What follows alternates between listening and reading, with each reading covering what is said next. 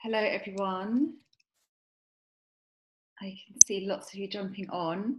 I am Hannah Martin, for those of you who don't know, from Town Savers Club, and I'm just waiting for Jill to jump on here. So Jill is our guest tonight. Oh, brilliant. Jill is here. I'm just going to make her panelist so she can talk to you all.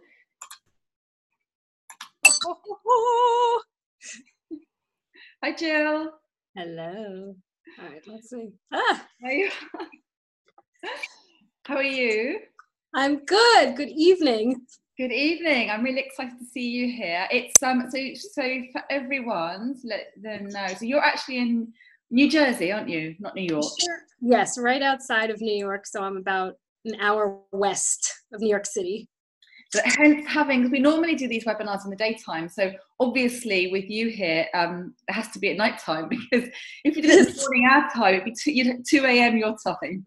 I know. I was thinking about that. I was like, could I get up at 2 a.m.? No, not yet. Although sometimes with children, I'm already up at 2 a.m. I probably could have done it. But yeah, probably not in the right mindset for this. Right. So thank you so much for joining us. I know see lots of people jumping on. It's actually, do you know what, I really scheduled this at the wrong time. I completely forgot it's fireworks night in the UK. Oh no! I know my kids are really cross with me because all of their friends are going into town to watch fireworks. Oh no! They normally go in, and I was like, I'm really sorry. Oh no! I can't do it. And so I'm sure lots of people in the UK are watching the fireworks tonight, but we are recording this, so many people watching this on playback. And I do have to say that they've quietened down now, because I live in the town centre and we had some really loud fireworks about 20 minutes ago. So if anyone hears any explosions, it's fine. Nothing's going up. It's just fireworks. But I'm really excited. Hi, Sally. Lovely to see you here.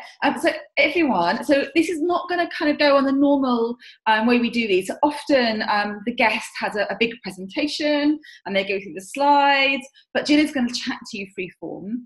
And I've spoken to Jill before. I know that she has got loads of knowledge and information. So Jill is just going to chat to us through the strategies that she has to help you really a lot of it's about mindset actually, and some really practical things that you can do to make sure that you're earning the money you deserve, whether that's in a salary job or you're a freelancer or you have a business. Yeah. If anyone has any questions at any point, do put them into the chat, and Jill and I will have a look at them and I'll put them to Jill. And I know Jill's really happy to answer your questions for you. Oh yeah. Yeah. But Jill, do you want to introduce yourself first so everyone knows what you do? Let's do that. Yes. And I also want to have a little disclaimer. I don't have fireworks necessarily, but I do have 2 little kids downstairs. So hopefully they will be good for us tonight. So I'm Jill Devi, and I run a financial coaching company. It's called Abundant Finances. And I started it years ago. I started back in 2009 after I had been my own financial disaster. I, was in debt and I was under earning, and I was really nervous and timid and really scared around money. I kind of wasn't taught the financial tools I think that I needed to learn. So when I became a full, working adult, I was spending mindlessly. I wasn't speaking up for myself. I wasn't advocating for myself financially, and so I found myself in this quite a bit of debt. And eventually I realized I have to do something about this. I couldn't hide it any longer. I was, ducking the creditors and, the calls and all that. And so eventually I paid all of my debts back. It took about 18 months. And I also found higher paying work. And so I was doing both things at the same time, learning how to advocate for myself financially and earn more, while also getting my spending kind of under control and into a manageable way to live. And I've never racked up any more credit card debt since. And I've gone on to, my husband and I, we're both now very much savers. We've gone on to save multiple 6 figures in savings, and that's excluding, any retirement accounts or anything like that. And I personally continue to challenge myself to, I'm a very agreeable, nice, friendly person. And I don't like confrontation, but I continue to challenge myself to learn how to negotiate better, how to be more creative and think of new solutions to make sure that I'm getting the maximum amount of money or the maximum amount of value for the money that I'm paying.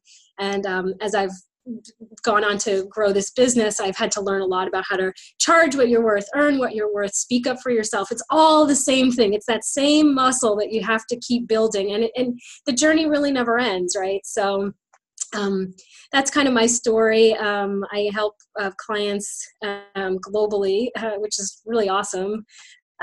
This is a global problem, ladies, of getting control of our finances and feeling confident with our money. So I help people all over the world to get their finances under control. We look under the hood. We do mindset stuff, but we also do the practical, looking at your finances and organizing things. And so it's been this is. It sounds kind of hokey, but this is my life's work, is helping people in this area. It's a very tender area, I think, for a lot of people. And so I'm happy to share what I know and continue to grow in this area and help any way that I can. So I hope that's okay. I hope that's a good. What would you say? What's the biggest struggle that women particularly have around money that you've discovered?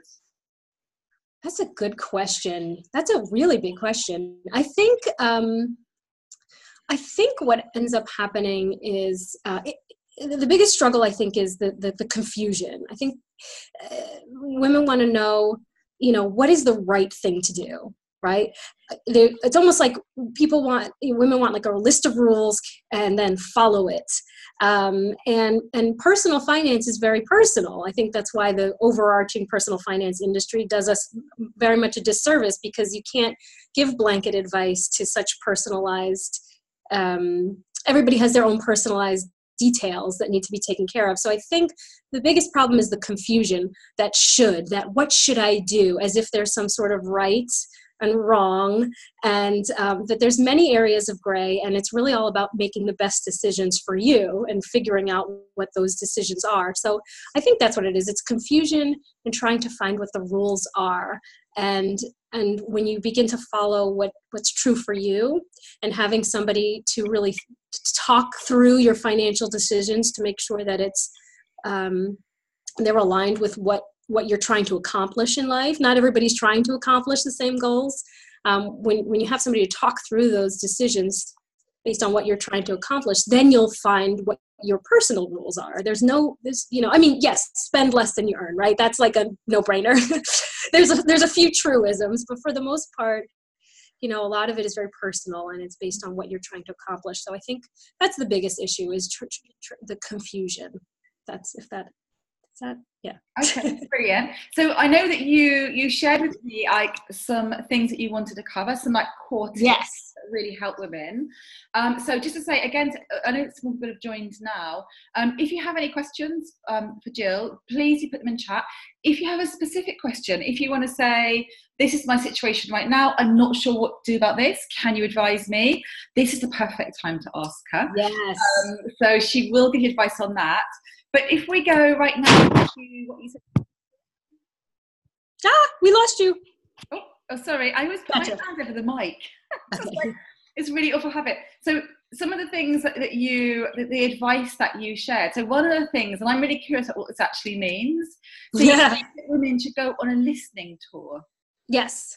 So if we're talking about, we'll back up. So if we're talking about how to earn more, one of the things that I see women struggle with is, okay, I make this amount of money. I kind of know that I'm not earning as much as some of my other peers or coworkers or colleagues doing the same work.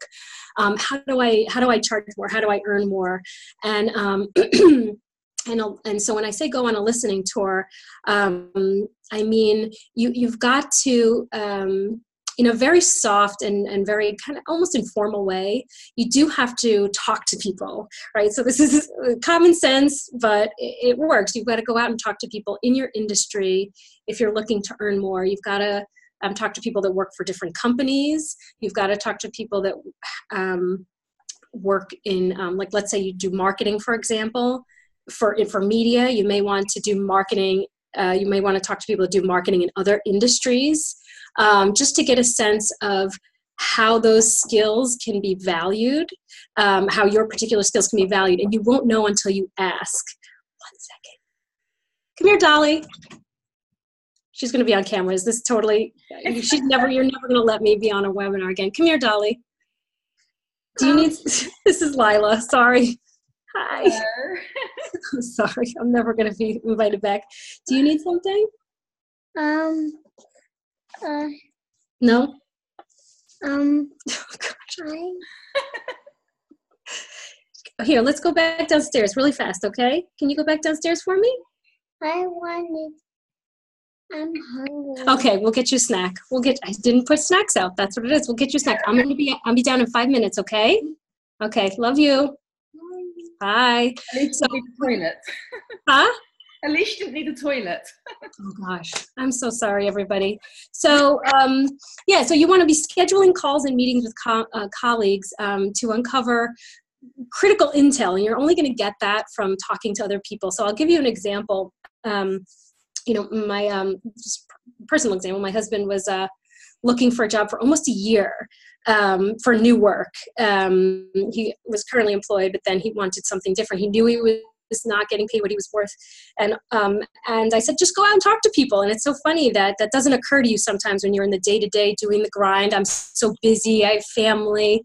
But you've got to schedule that time and just to talk and see what other people are doing. A lot of times jobs come up on what they call the soft market, meaning they already have somebody in mind before they actually post the job. And that's where just talking to people and reminding people that you even exist sometimes can help you to get a jump on new job openings and things like that. And in addition, you get a sense of what the marketplace needs, and you can get a sense of how your skills could be better suited in higher paying industries and things like that. So that's why I always say, go on a listening tour, because you'll only know what the job marketplace needs if you go out and ask for it. So what do you offer that's rare and valuable? And, as you're watching other people who are getting similar pay, higher pay, how are they commanding those salaries, and starting to listen and ask, what sets you apart? What gaps do you need to fill for companies? And that really helps you to differentiate yourself and command those higher fees, the higher fees or higher salary. So that's why I always recommend listening towards that. When I said that I got a higher paying job within a couple of months after I was like, I got to pay off my debt, that was all through just coffee dates, that was just talking to people. And a woman said to me, oh gosh, I was in the elevator and Shannon's looking for a manager. And she had just gone out with me the night before. So she remembered, and she told this woman about me, and that's how I got my new high paying job. So just being open to the conversations, those kinds of opportunities always come through people. Absolutely. I mean, I absolutely agree with that. And in fact, I always say to my children, there's always a back door into something. If you try and go in the front, let's say, for example, like you wait till jobs online or in a newspaper, you apply for it formally, you're competing with all the other people, and you're just at your TV. Absolutely. Yeah, if you just know people and talk to them, you never know who knows who or who hears what. If you never know. That's right. Before it's posted, it's just you talking to the boss, you talking to the manager. And, That's right. You're competing with yourself rather than having to compete formally with everybody else. That is absolutely true. That's so true, and that's really what happened with my husband. He was he had been talking to this one department for it was about a year before they finally found, because he had kept talking to them and discussing what he was strong in. Eventually, they kind of found a spot for him. Do you know what I mean? They kind of opened up a spot just for him, and that was all through just casually but persistently and consistently talking. So I don't think you can go in through, there's the front door and then there's the back door. And he was doing all these interviews, and I remember it was so he was like, it's almost as if they have somebody in mind for these jobs. Yes, they do. Exactly. So when he found and I think the same also applies in business and freelance as well. If you are looking for a contract, or if you are looking for a supplier, or if you're looking for someone with skills, or you're looking to get in somewhere, tell as many people as possible. Absolutely. You never know, like you're saying, the elevator thing, where you said to someone the night before, I'm looking for this role, and then someone says, I need someone with this skill. then Yeah. they matched up. Had you not said that, they would never have thought about you. Exactly. She wouldn't have remembered. I mean, maybe she would have remembered me, but even though we're friends, it was that I saw her the night before, and it was intentional. I was just trying to talk to people, as many people as possible, and not in a way that, because I think that's where this advice can get a little misconstrued. It's like, you're just going, who's hiring? Who needs a job? Somebody hire me. It's not really in an aggressive way. Sometimes it can be very casual and very heartfelt to just have conversations with people and ask questions and see what's going on, not in a very aggressive, in the States we say thirsty. We don't, it's not that at all. So first tip then is to go on a listening tour, which is basically go and talk to people about the thing that you want. Absolutely. Find out information, but also plant seeds if you're looking for something, tell people what you want. Because that's right. They tell you what you need to be doing to get it. That's right. Also, they'll think about you if opportunities come up. Absolutely. That's point number one. So point number two was something called Barnraising. Mm-hmm. I love this. So basically, it really piggybacks off the first point that you were saying. Barn raising is basically you want to have a group of women or men, it doesn't matter, but you want to have a group. I like the number 5. That's like a nice manageable group. Where you specifically set out to share resources and knowledge with each other. So it's an active group where that if you fire off an email to your 5 friends or associates and you can say, hey, I'm looking for a job, or hey, I'm looking for a roofer, or hey, I am looking for tickets to see Hamilton, or whatever it is that we need, you need, that your group can connect you with other people that may be able to help you get what you want.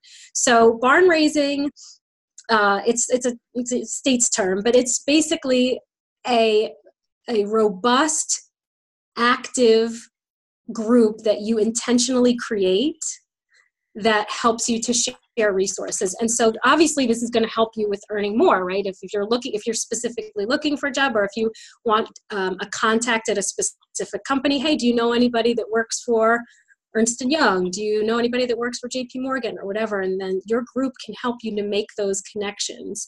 The way to start something like this is to be a giver. And so I do this personally. I make sure that anytime if I'm making a new connection or a new contact, or if it's somebody that I already know, I am fanatical about the give. I try to think about what they need. I ask my friends and colleagues what they need, who are they looking for, who are they looking to meet, so that they know that they can always ask me of the same and I can ask of them. And it's this robust network where you can start to share resources. So many opportunities come from other people, the jobs, the freelance opportunities, the background information you need to draw up a great proposal, right? A good example is, a colleague of mine, she wants to get in, she's a coach and she wants to get into the corporate circuit. So I put her in touch with one of my past clients who's high up at a Fortune 100 company in the HR department in their human resources.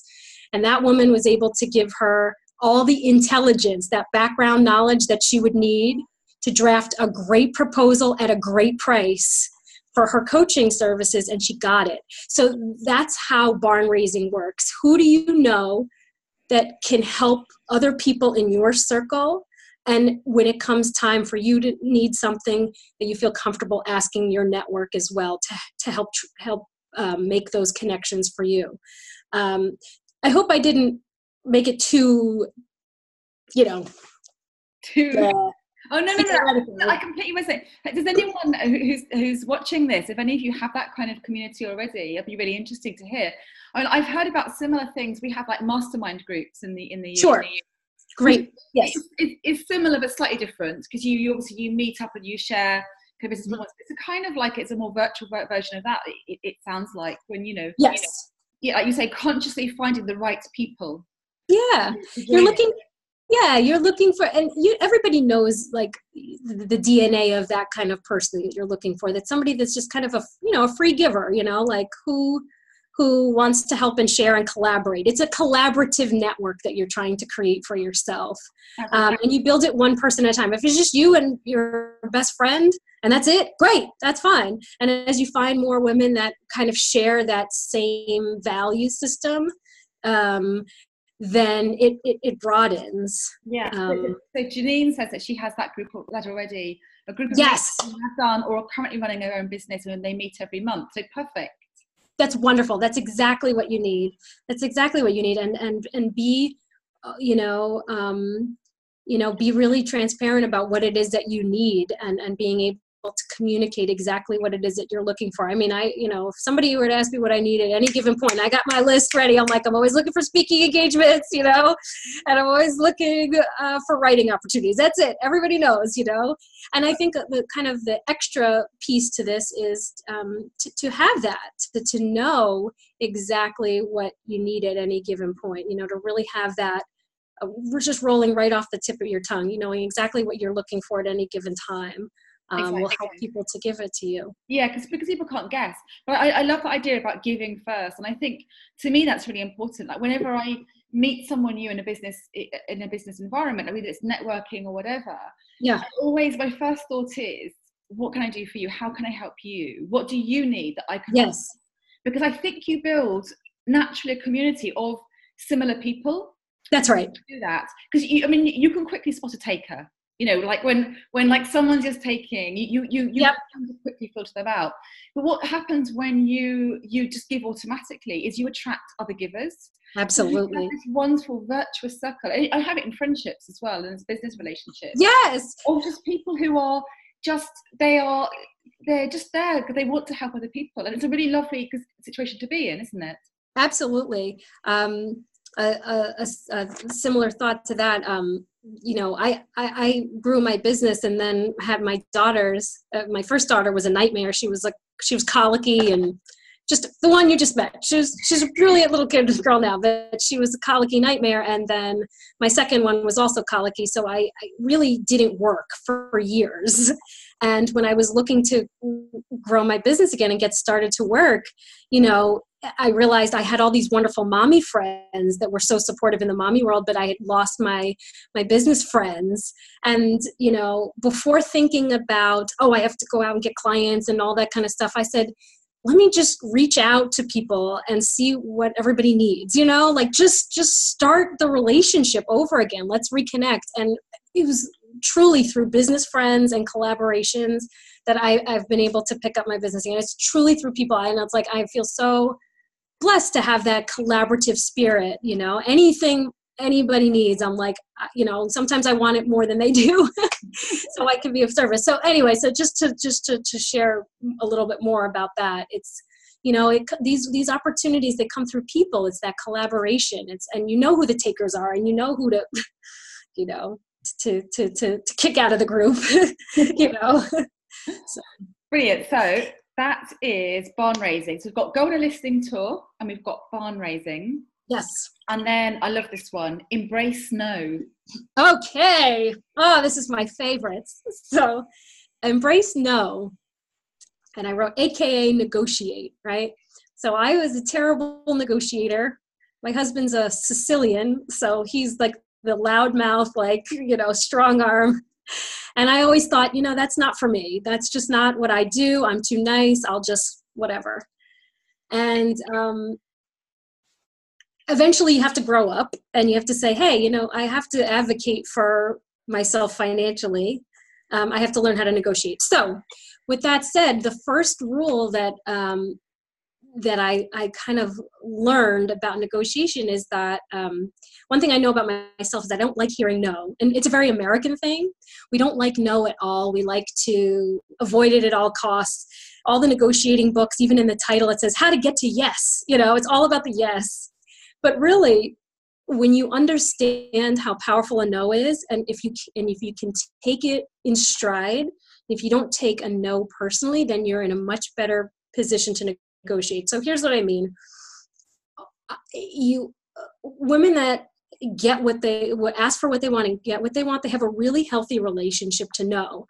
Almost like a childlike relationship to it. You know, when like a toddler, you say like, oh no, you can't have the cookies. And then they try to do something else to get the cookies. And then they try to do a fourth thing to get the cookie. It's almost like they don't take your no personally because they're just trying to get what they want. And it's almost endearing. And so my advice is always to, if you hear it, to roll with it. And I almost, what I do, let me take this out of the theoretical and bring it down to earth. If I'm asking for something, I'll usually also invite the no. I'll say, you know, I'd love to do this speaking engagement for your group, let's say, for example. But if it's a no from you at this time, I totally understand, right? And when you put those two together, it really opens up the conversation because you've allowed that other person to say no graciously, and they'll say, and it'll be the sweetest no you'll ever hear, right? They'll be like, oh, it's a kind pass, I'm so sorry, whatever. And then you can move on. It's not as crushing. And when you invite it, it also lets the other person understand that they're dealing with somebody who's resilient, who can take a no, who's an adult in this situation, who's not afraid. And it really, it commands respect. So I hope I'm not getting, again, too theoretical, but I want you to embrace the no. I want you to invite it.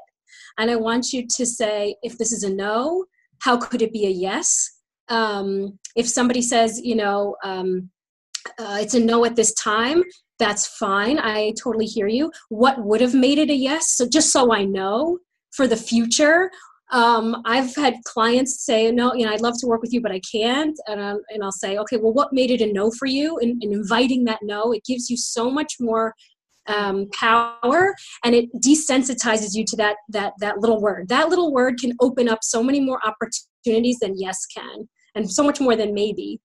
So that's what I mean by embracing it. It's not a dirty word. It invites truth into the conversation, and you'll actually get to what you want faster if we stop hiding from it. And just say, hey, it's okay if it's a no. Talk to me. Let's talk like real people. You know, think that's really interesting. So I think what a lot of women, particularly, and some men, but when we hear no, what we actually hear is, you're not good enough. I don't like you. I don't. Yes. We hear rejection. That's right. What they might be saying is, they might think, I really like you. It's not right now, or I can't. That's right. But we only ever hear it. So we, as you say, we shy away from it, and we don't ask questions that might lead to no. But that's right. We don't ask questions that might lead to yes either. That's right. And sometimes you have to get through the no's, like to find out actually why was it a no? Like you said. That's right. How can you make it a yes? Absolutely. Absolutely. If you were asking for a pay rise and they say no, you can then say, okay, what would it take? Yes. What are the actions I need to do to make it a yes? And then suddenly you have a plan of action to do that. And I have to say, I love your strategy. I did, because I ran the school junior school PTA. I'm now in the senior school PTA. And I used to have really, for me, quite uncomfortable conversations with people because I was always asking for favours. And I'm happier giving than I am taking. Mm-hmm. So it was a really strange situation for me to ask local business people, hey, you know, can you provide free food for this? Can you give a raffle prize for something? Yes. And my way of dealing with it is exactly what you did. I would say to them, you're very welcome to say no. Yes. But we really need this. And I would love if you did it. But like I said, I'm quite happy for you to say no. I know it's a big ask. That, to me, that freed me up. It enabled me to ask the question because I was giving an out. That's right. I was inviting the no. And actually, I have more yeses by asking that.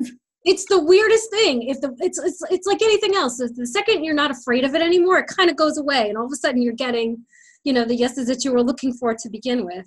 Yeah. But I do think, I do this all the time. I love the no because, it kind of like takes the air out of the balloon. If there's tension or pressure, you know, it just softens the whole thing. Let's just talk like adults then. No is a complete, I've told people no is a complete sentence. That's fine, you know, like anything. And it really, it invites more honesty and more conversation. And then you can really work through what the true issue is. And yeah, so I think to your point, we take it personally. We take it as if it's a personal moral failing that somebody didn't say yes to us. And then because we're so afraid of the no, we take down the ask. We negotiate against ourselves, right? Like you're saying, for a pay raise, like, we don't even ask what could get to a yes. And we're trying to lower the number just to keep that yes. We're so afraid of the no. We said, well, okay, let's make it the lowest possible. No, you can ask for high and be like, I don't know if this is too high or not. I don't know what your budget is. I don't know what number you were thinking, if this is way out of line, but here's what I'd like. Yeah. Again, that's the same similar strain of being able to invite the no. Yeah. And they could say, well, maybe this isn't the right thing, or, they'll start talking to you. I think often our desire to be liked trumps our desire to earn the money we should. I think that hence you'll like me more if I ask for less from you. That's right. Rather than I need more from you, I need to like myself. That's right. You're going to dislike me because I ask for money. Exactly. Like, why not both? It's always this either or, like either they're not going to like me or I'm going to get paid. It's like, why not both? I'm sure people will pay you and like you. It's fine. But the need to be liked gets in the way. I completely agree. And listen, I took that top 5, what is it? The core 5 personality trait test. I am like agreeable, like all the way on the right-hand side. Like I'm so agreeable. It's scary. So to be liked is a very big part of my DNA. And so to have that understanding that it's okay. They're not saying anything about me. They don't like the offer. The timing's not right. Like you said, I can move on to the next person and ask somebody else. I can leave the company. I can go, I can do a lateral move. I could, I have all these other options if this person says no, and I don't have to take it personally. And I think also it's something that that when I talk to particularly like freelance business owners, when they're uncomfortable about having a money conversation.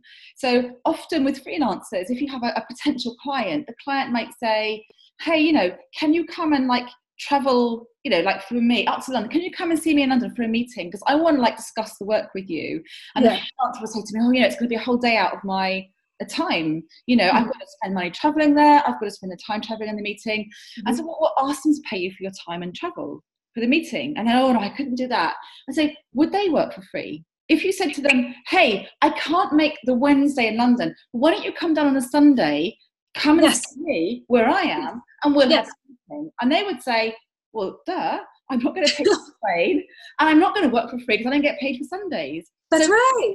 And equally, the boss that you are asking for a pay rise also will be asking for pay rises if they're a manager and they have an employer, someone above them. So everyone wants money.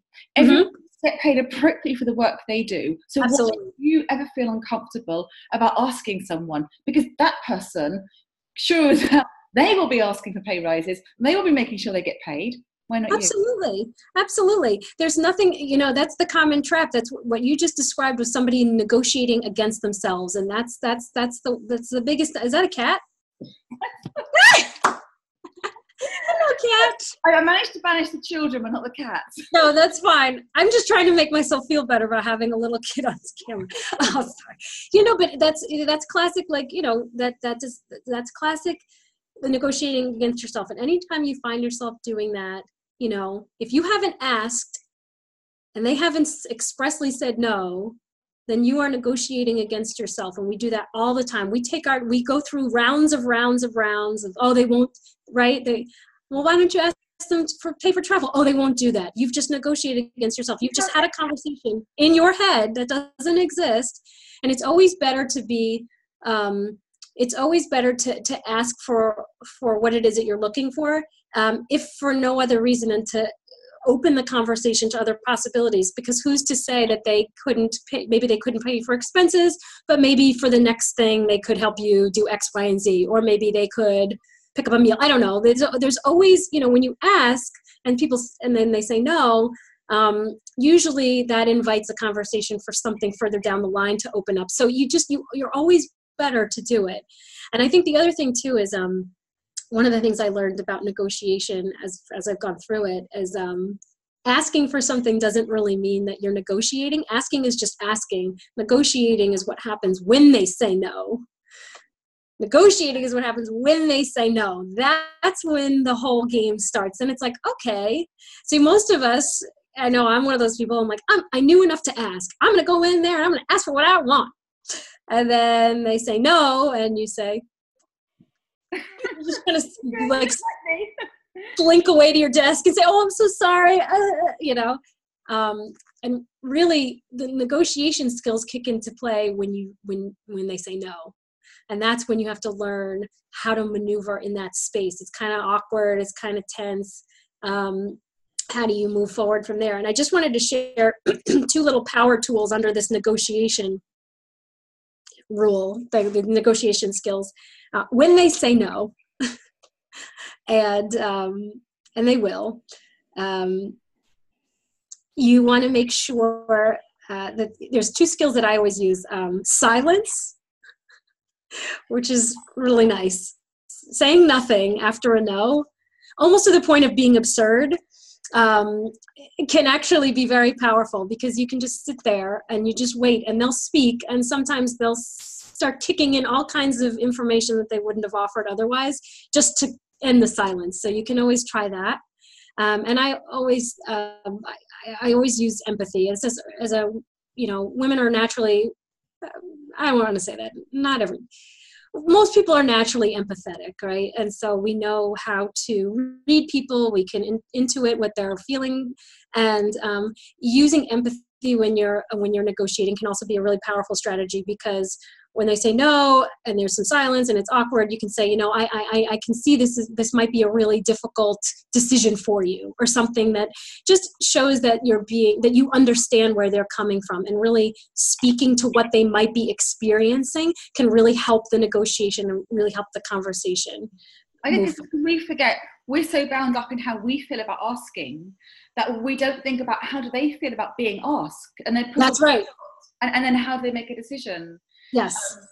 Absolutely. I just would be interested what anyone thinks of this. So does it resonate with people? Are you comfortable with asking? Are you comfortable with hearing no? And if anyone else has any strategy that has worked for them, how to invite no, or how to deal with no, or how to make it easier to ask difficult questions. If anyone has anything, please do feel free to share it in chats. And any tips for anyone? There might be tips you're thinking, oh, but she's missed this amazing tip. Yes. Yeah, bring it. I'm always in the market for new negotiation tips. Do let us know. In the meantime, so I am just going to have a look for the next one, because sometimes it takes a bit of time for the chat to come up. So the next one is ditch the funhouse mirrors. Okay. Ditch the funhouse mirrors. So I'm just looking at my notes. Okay, so here's what is, you had originally asked, like, you know, what is one of the biggest problems, or one of the things number one thing women struggle with their money, and earning more. And I think it's because one of the bigger problems, besides the confusion, is that we don't see ourselves very clearly. And this is you know, you don't want to blame everything on your mom and dad, but a lot of us were raised in households where your shortcomings were what everybody focused on, and not necessarily what you were particularly strong in.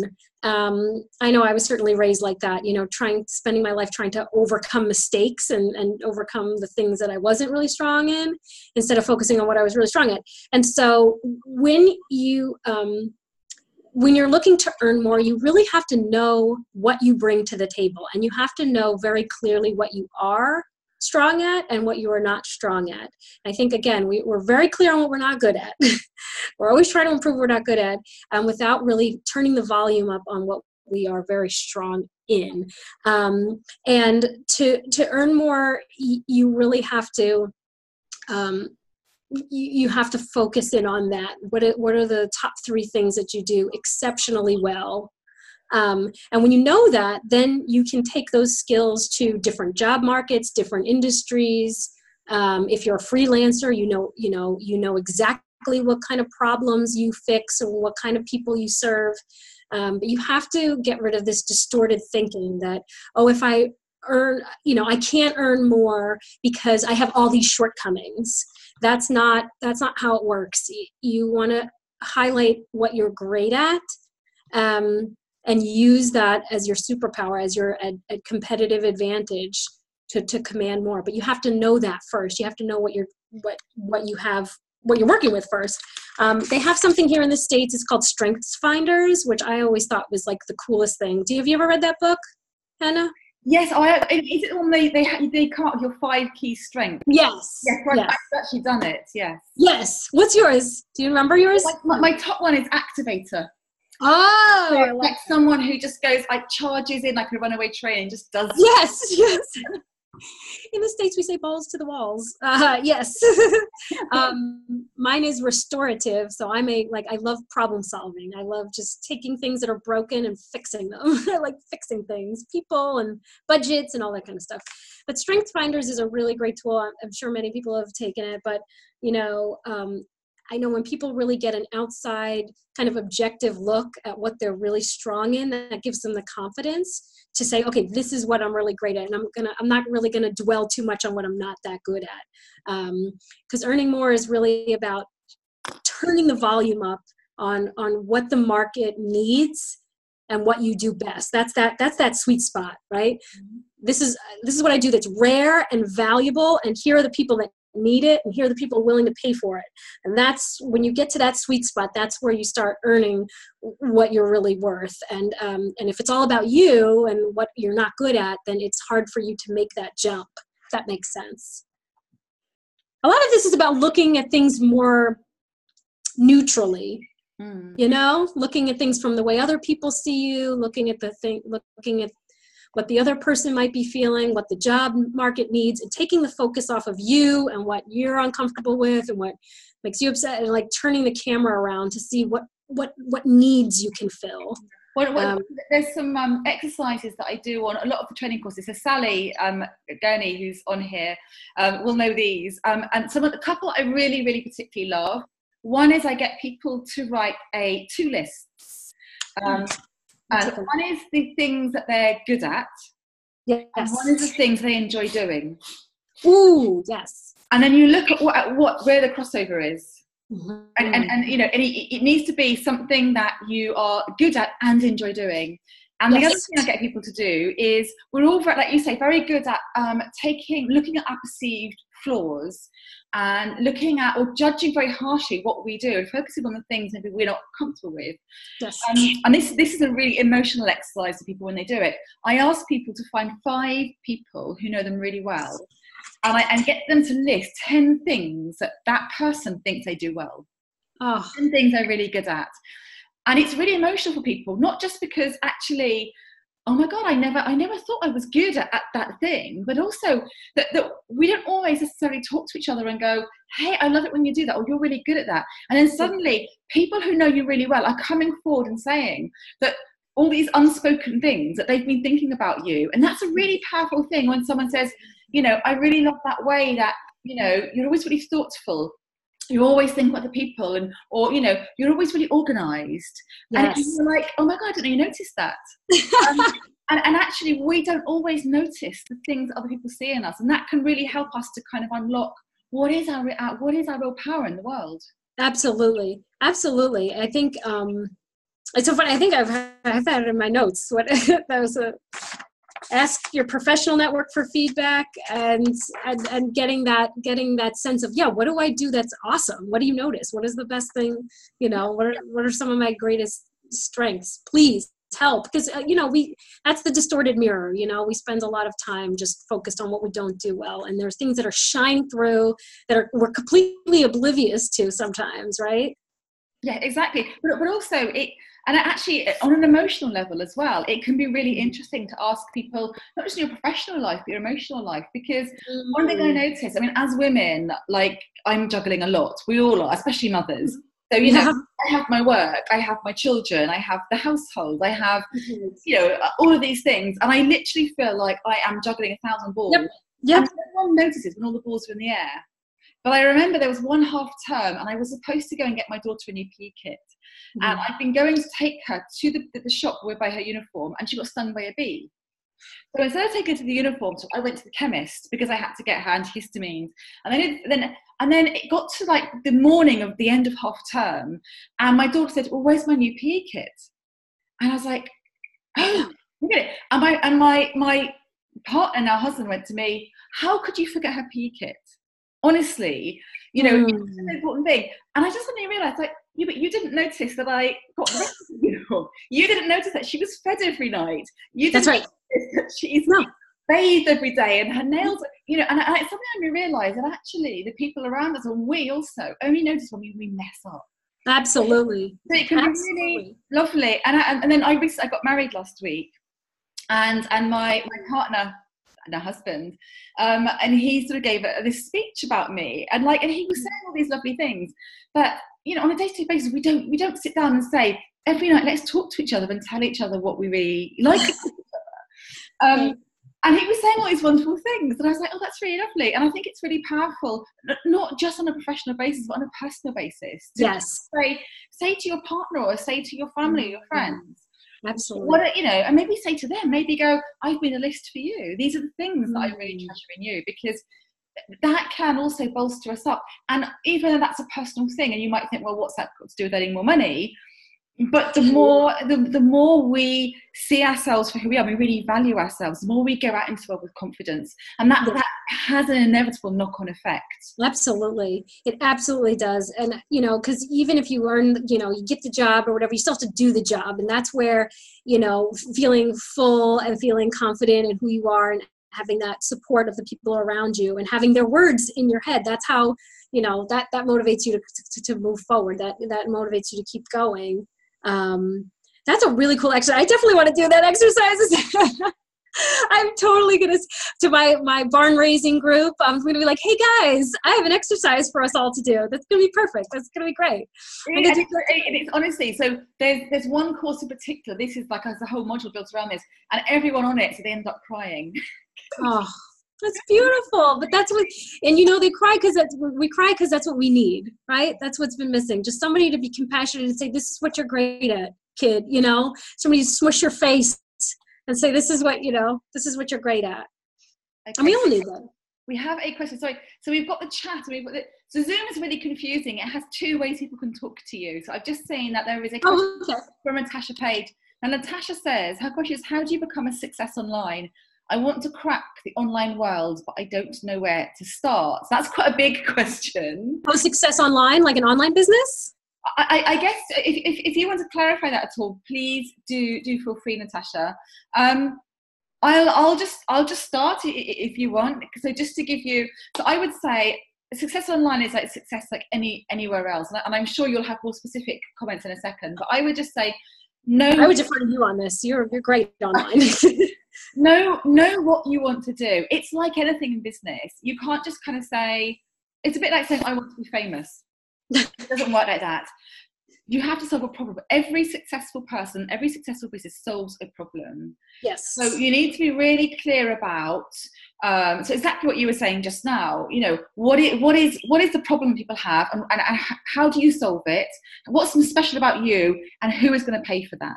Absolutely. So if you have an existing business, you need to be even clearer online, because it's so competitive. You really need to stand out. So know exactly that. What makes you special? Who's going to pay for it? So I'm a counsellor, psychotherapist. Okay, brilliant. Okay, so Jill might have some specific comments around you know, being a specialist and so on. What I would say to you is, so from someone who's built a online business over 5 years and built a huge following, it's consistency day after day. So if for example you want to be better known online and you're a counsellor psychotherapist, you need to be putting valuable content out there that talks to the people that you want to help. Now, when I talk about content, it could be things like this. It could be being an expert on a webinar. it can be sharing content on social media, it can be writing blogs, it can be creating visuals. It's about putting things out there that people see and people will connect with, people will share, that's related to the problem that you solve. And you have to be consistent. The people that are successful do it day in, day out, day in, day out.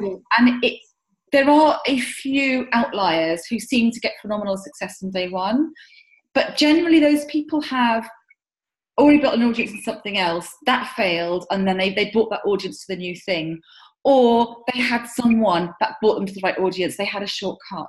The rest of us, everyone else, just does the hard work. You're there slogging away day after day after day after day, and you don't give up. That is, and it sounds probably really boring, but I can honestly tell you that is the only way to do it. It's just plugging away at it. Absolutely. Is there anything you want to add, Jill? No, that was fantastic. Well, I'll add one tiny little thing, but I completely agree. That's 100%. Like I said, I built up my business, lost it, and then had to start from scratch, basically. And it's the same principles. It doesn't matter now, like there was Facebook ads, and then there's LinkedIn ads, and there's all these different ads and things like that. But at the end of the day, it's me with my little spreadsheet, and I say, okay, Jill, today you're going to talk to 10 people, and you're going to reach out to 10 people, and you're going to open up 10 new relationships, or you're going to talk to 3 past clients and see if they have any referrals, or you're going to write a new blog post and then you're going to share it in a bunch of different places. But it's the consistency that I think is really what it's all about. It's like, yeah, you have to solve the problem. What I do, I recognize that financial planners and financial advisors do not get into everybody's day-to-day money management on a micro level. And that's the problem that I solve for people. They say, oh, you'll look at our budget and show us how to save and exactly how to do it? Yes, that's what I do. That's the problem that I solve. And then I blow it out and I think, okay, well, who needs this, and who talks to these kinds of women, and who gathers them in large groups, and how can I speak and write and talk to them, and how can I get in front of them? And it's day in and day out. There's nothing really sexy about it. There's nothing sexy about it. And actually, my business, anytime I get caught up in the shortcut thinking, I shoot myself in the foot. Anytime I start thinking, oh boy, maybe Facebook ads are it. Maybe I should just, take all my savings and pump it into Facebook ads or something. Like anytime I get into that like lottery thinking, it doesn't work. It's the day in and the day out. They build it. You solve one problem at a time. You help one person at a time. Then it's 2 people. Then they tell a few more people, and they just keep growing from there. I wish more people knew that non-secret that Hannah just described. I wish more people got it. And I would say Natasha, she struggles with consistency and she gives up too early. But there's a couple of things that really help with this. One is having a really clear goal. So set yourself a goal for next November the 5th. Where do you want to be next November the 5th? And then chunk it back from there. So go, right, okay. So I want to be like in the top 10 online counselor psychotherapists known in the UK, or, I want to be a go-to person in the media, or I want to have 10 clients. And then go, right, what are the things, working back from that, where do I need to be in 10 months and 6 months and 4 months? And then what are the actions that are going to get me there? So if I know where I want to be in 4 months, what are the things I've got to do now that can, let's say I want to have 2 clients in 4 months and I want to have 2,000 followers on Instagram or on Twitter. What are the things I've got to do every day to get to there? Then what's the goal after that? And what's the goal after that? When you have those really clear structured goals and you've chunked back from them with clear tasks that take up you up to those goals, it's almost inevitable. If you go, right, I want to have 2,000 followers on Instagram in 4 months, which means I need to be finding posts to share every day. I need to be following people every day. I need to find influencers to connect with them. Okay, so I am going to do on tomorrow, I'm going to do a month's plan of content. The next day, I'm going to start making visuals for my, the next day after that, I'm going to do this. Every day, I'm going to follow 10 people. If you do it in that way, you will get to that as 2,000 people. It's really being consistent and structured. The other thing that's really helped me in TLC, and whenever I follow it, I do well. Whenever I veer off this, I kind of go into the wilderness. Yeah. Is having someone to hold me accountable. Now, for me, I have a business coach. My business coach, I have fortnightly calls, and it's like having homework. I tell the coach what I'm going to do in the next 2 weeks. I know, like sometimes the night before, like, oh my God, I've got my call with them tomorrow. I haven't done what I've got to, so I'm going to do it really quickly. That keeps me consistent. And it doesn't have to be a coach, but it's just having some way that you build an accountability, and you also get that chance to work on what you're doing rather than in it. So it's all very easy to get stuck in, I'm working inside my business, I'm the foot soldier, I'm the person posting on social media, right. I'm the person seeing clients, I'm the person making the calls.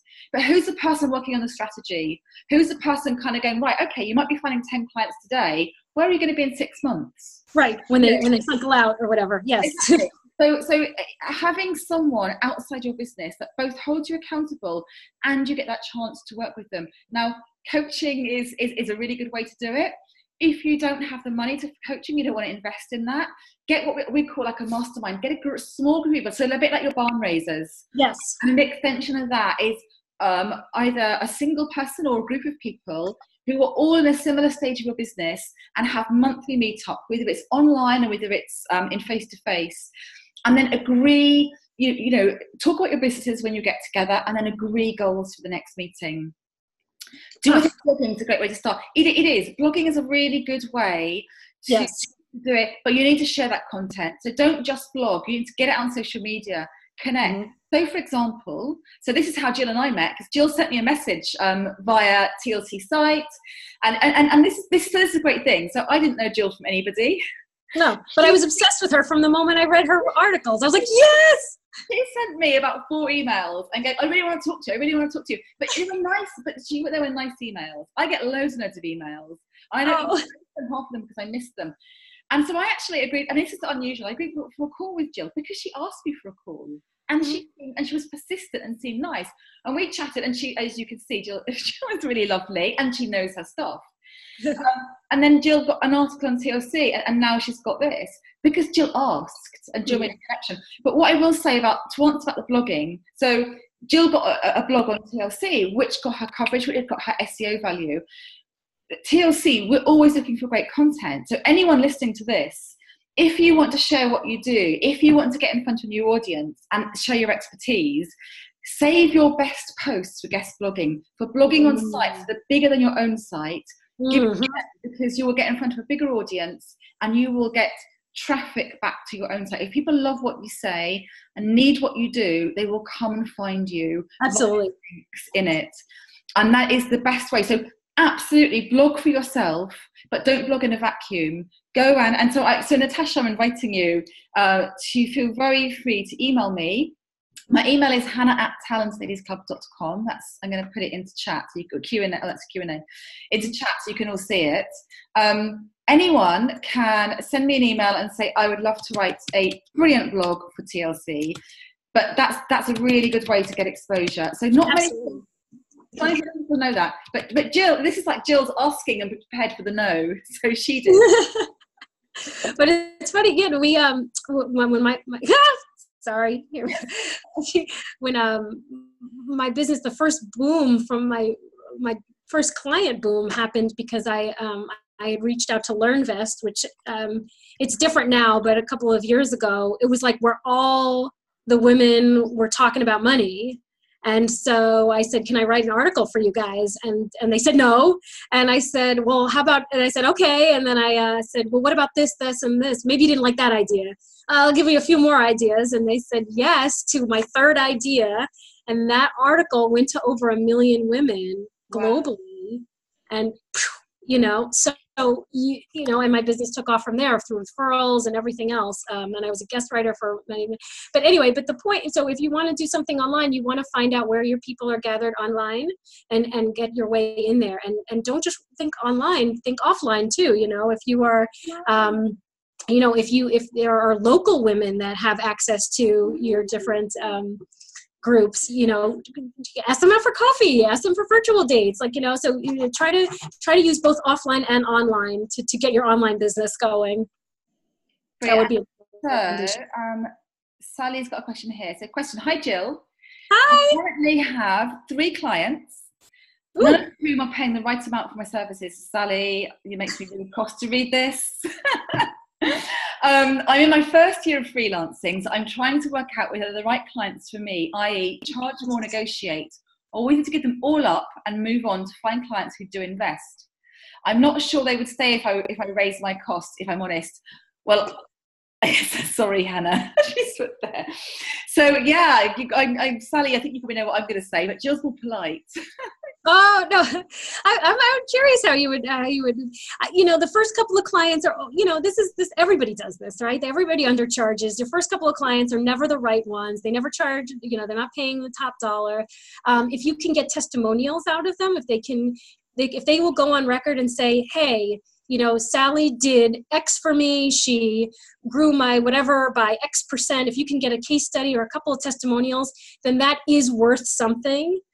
That is worth something. They took a chance on you when you were new, so you could look at it that way. If you can get some testimonials, they probably won't pay your higher rate. Historically, they probably won't pay the higher rate, but that's okay. Then you just start with the next person. You can always raise incrementally. You can always say, I'll start with the next guy. I'll charge 20% more, and the next person I'll charge 20%. You can do this incrementally if you'd like. I don't know if this is the kind of the advice Hannah would give, but I would say look at everything as an opportunity. Get something out of it. Get a testimonial, get referrals, get case studies, get them on video saying you're the greatest thing since sliced bread, and use that experience.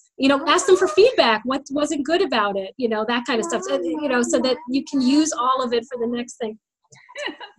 There's a brilliant comment here from Sarah Clay. Yes. I asked and I got my first client undercharged. I undercharged.